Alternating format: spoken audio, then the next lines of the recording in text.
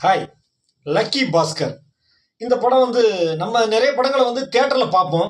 சில படங்களை தியேட்டரில் பார்க்காம விட்டுருவோம், ஓடிடியில் பார்ப்போம். அந்த மாதிரி நேற்று நான் அமேசான் பிரைமில் பார்த்த படம் தான் லக்கி பாஸ்கர்.